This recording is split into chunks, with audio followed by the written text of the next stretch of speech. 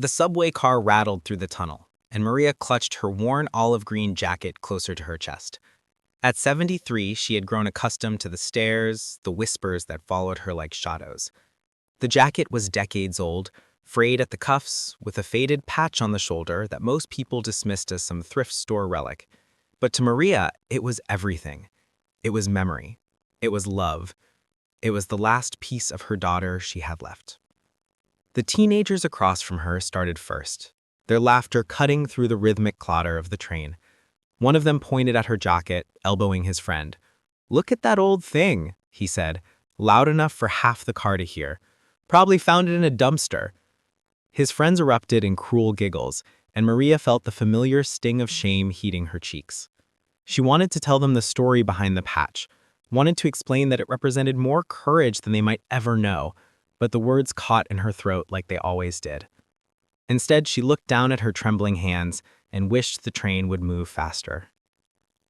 A woman in a business suit glanced at Maria, then quickly looked away, as if poverty and age were contagious. An elderly man shook his head, muttering something about standards and respect, though Maria wasn't sure if he meant her or the teenagers. The mockery continued, each laugh feeling like a small betrayal from a world that had forgotten how to see people. Maria closed her eyes and thought of Sophia, her daughter, wearing this very jacket 30 years ago. Sophia, with her bright eyes and determined smile, who had joined the military against Maria's tearful protests, who had promised to come home safe, who had kept that promise until the very end. Have you ever worn something so precious that it hurt to take it off? Have you ever carried a memory so heavy that it became your armor? Maria understood that weight every single day, and as the teenagers continued their performance, she wondered if anyone else on that train could possibly understand what it meant to survive the unsurvivable. The train doors hissed open at the next stop, and a tall man in a crisp military uniform stepped aboard. He was perhaps 60, with silver hair and shoulders that carried the weight of authority. His chest was decorated with medals and ribbons that spoke of a lifetime of service. He scanned the car with the practiced eye of someone trained to assess situations quickly, and his gaze landed on the teenagers, then on Maria, then on her jacket. His expression changed instantly.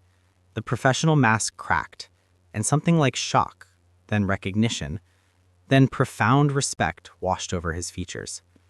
He crossed the car in 3 long strides, his presence commanding immediate silence from everyone, even the mocking teenagers.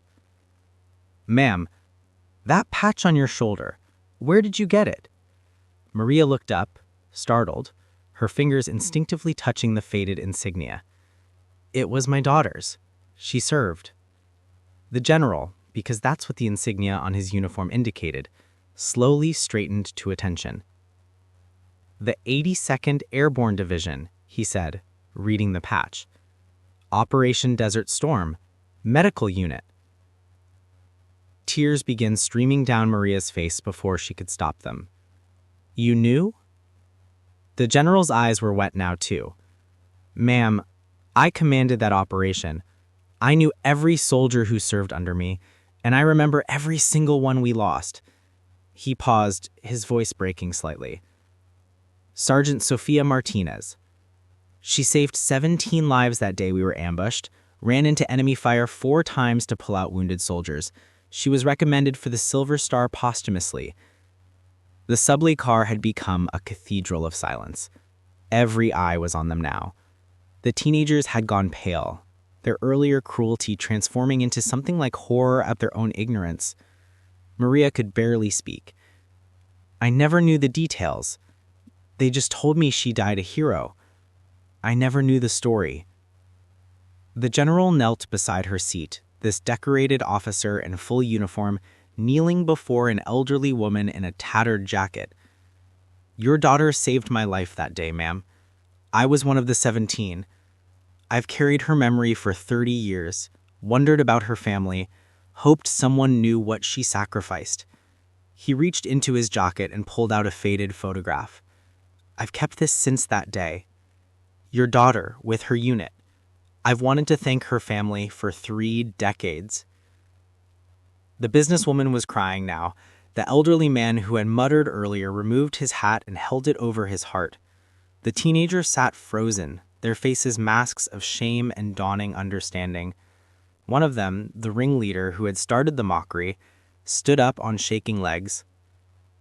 "Ma'am," he said, cracking, "I'm so sorry. I'm so sorry. I didn't know. I should never have." Maria looked at him, and instead of anger, she felt only the familiar ache of loss, and now, surprisingly, a flutter of something else. Hope, perhaps, or purpose. She wore this jacket through basic training.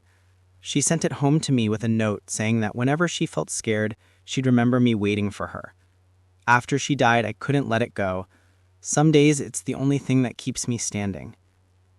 The general carefully helped Maria to her feet as the train pulled into her stop. "Would you allow me to escort you home, ma'am?